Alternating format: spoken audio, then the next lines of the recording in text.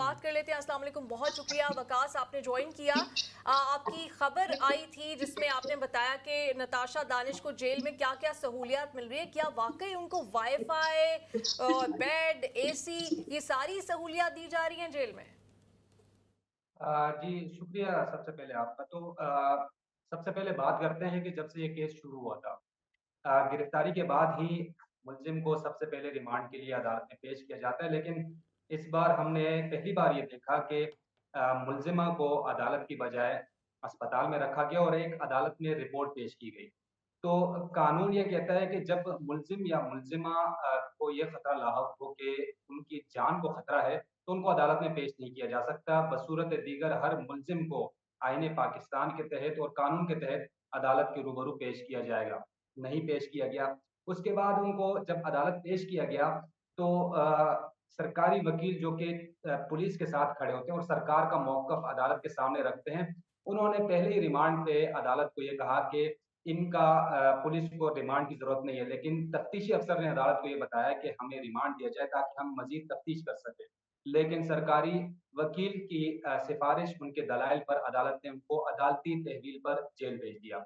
अब जेल की सूरत-ए-हाल कुछ यूँ है कि हमने अगर पाकिस्तान की तारीख़ देखी जाए, तो इससे कबल भी जो ख़वातीन जेल है कराची में, उसके कुछ वाक़यात ख़बरों की ज़ीनत भी बने, अदालतों में मुकदमात भी दर्ज हुए, सिंध हाई कोर्ट में दरख्वास्तें भी दायर हुई कि वहाँ पर जो कैदी ख़वातीन हैं, उनका जो है इस्तेमाल किया जा रहा है, नाजायज़ इस्तेमाल किया जा रहा है।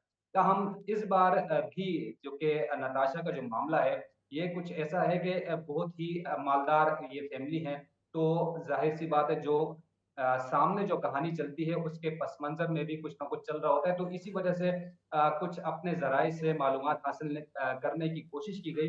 तो मालूम ये हुआ कि नताशा की फ़ैमिली जो है वो उन्होंने अच्छी-खासी रकम जो है इस मामले में सर्व की है, जो कि मंथली बेसिस पे अदा की जाएगी। अब इसमें कुछ सहूलियात हैं जिनका ज़िक्र किया जाए तो बेड इनको फराहम किया गया है, वाई-फाई की सहूलत फराहम की गई है।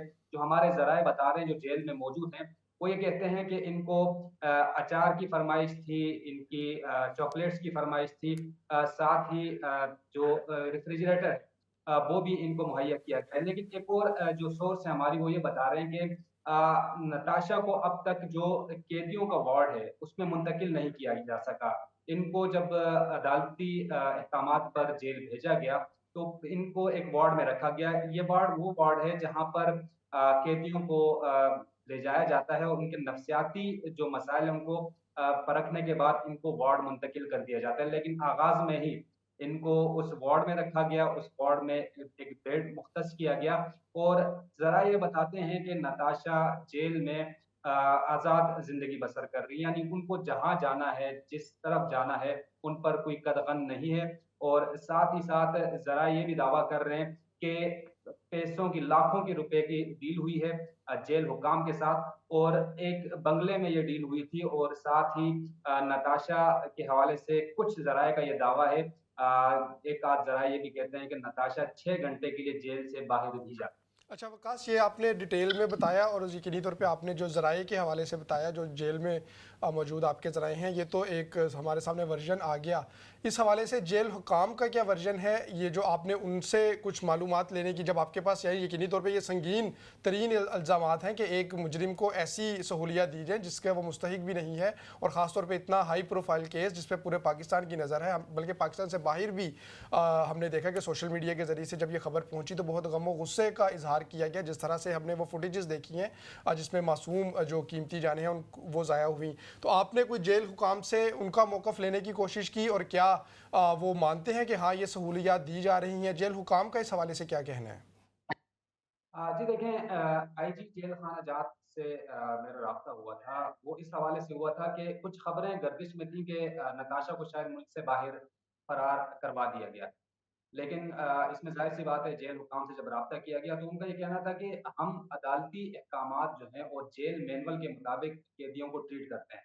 और ये अक्सर ये होता है कि जब भी जेल से कोई खबर निकलती है और अक्सर खबरें आपकी नज़र से भी गुज़री होंगी, तो उसके बाद जेल इंतज़ामिया का एक ख़ास किस्म का मौक़िफ़ सामने आता है क्योंकि वो अदालतों के मातहत होते हैं और जेल मैनुअल जो है वो अदालती कवानीन पर अमल दरामद कराने के पाबंद होते हैं। लेकिन अगर वो हमें अगर खुलकर ये मौक़िफ़ दें, ये कभी मुमकिन नहीं है। वो यही कहेंगे जेल हुकाम के सब ठीक है, जेल मैनुअल के मुताबिक है।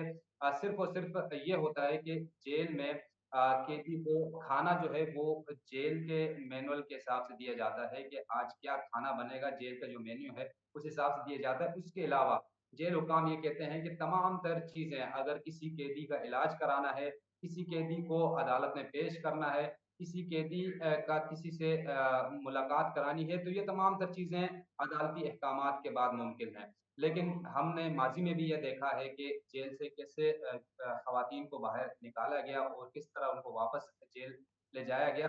ये तमाम तर चीज़ें भी तारीख़ का हिस्सा है और इस बार भी क्योंकि ये हाई प्रोफ़ाइल केस है जैसे कि आपने कहा, तो इस पर सबकी नज़र लगी हुई है और इससे पहले भी कुछ खबरें आ रही थी कि शायद उनको मुल्क से बाहर भेज दिया गया। लेकिन मुल्क से बाहर भेजना तो कुछ बहुत ही बड़ा कदम होगा, लेकिन उसके साथ-साथ हमने देखा कि जो ज़राए हमें बता रहे हैं, जो जेल के अंदर मौजूद हैं और वो ये कह रहे हैं कि इनका कैदियों से अब तक इंटरेक्शन नहीं हुआ और कैद में कैदी को डालने का मकसद ये होता है कि वो कुछ न कुछ सीख पाएँ।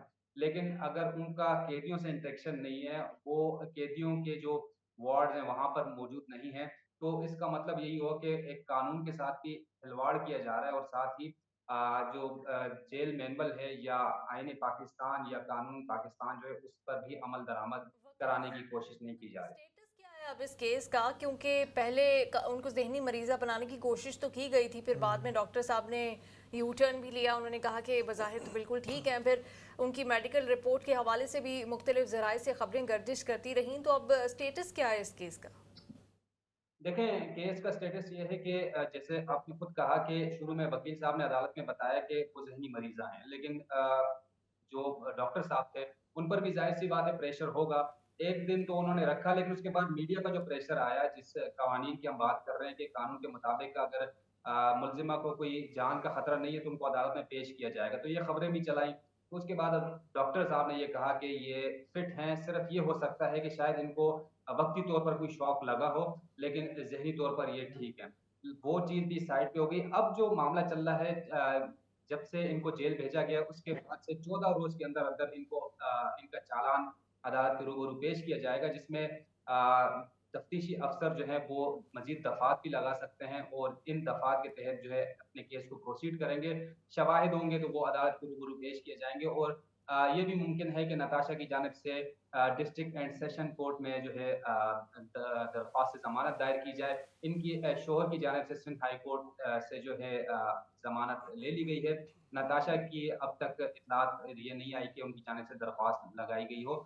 मुमकिन है कि बहुत जल्द वो भी दरख्वास्त से ज़मानत लगा लें और ये भी मुमकिन है कि शायद उनको ज़मानत मिल भी जाए। लेकिन अब तक ज़मानत के हवाले से कोई प्रोग्रेस सामने नहीं आई। शायद वकला जो हैं, इनकी टीम जो है, वो आपस में इस हवाले से कुछ गुफ्त-व-शनीद करें और इस क्योंकि पस पर्दा ये भी सुनने में आ रहा है कि जो लवाहिकीन हैं उनसे बातचीत चल रही है जो दुनिया से चले गए हैं या ज़ख्मी हैं दियत के हवाले से बात चल रही है, कुछ माली मामलात पर बात चल रही है। तो ये जो एक रोज़ नताशा को अस्पताल में रखने का मकसद भी यही था कि इतनी हाइप क्रिएट हो गई है, इस हाइप को थोड़ा कूल डाउन किया जाए और मामलात को हाथों में लेकर कुछ ले देकर मामलात को सुलझाया जाए। तो इसी रुख पर ये मामलात जी। चल रहे हैं और उम्मीद यही है कि इससे पहले भी पाकिस्तान में यही देखा गया है कि दियत पर या ले देकर मामलात को ख़त्म कर दिया जाता है और यहाँ पर भी शायद जो ज़राए ये बता रहे हैं कि शायद कुछ न कुछ चल रहा है और आने वाले दिनों में कुछ नताइज सामने आ जाए। और चीज़ें वाज़िया हो जाएँगी। बहरहाल हम दुआ गो तो यही है कि जो कानून है उसके मुताबिक मामलात हों और कम से कम कहीं पे जाके तो आगाज़ हो, कोई टेस्ट केस बने कि हमेशा से हम देखते रहे कि जो हाई प्रोफाइल केसेस होते हैं उसमें अगर कोई ताकतवर पार्टी होती है तो उसको फ़ायदा पहुँचाया जाता है। अच्छा अवकाश, इसके ऊपर हमने डिटेल से आपसे बात कर ली, बहुत शुक्रिया। बिल्कुल हमें ब्रेक पे जाना है, उससे कबल हम चाहेंगे आपसे जो कराची में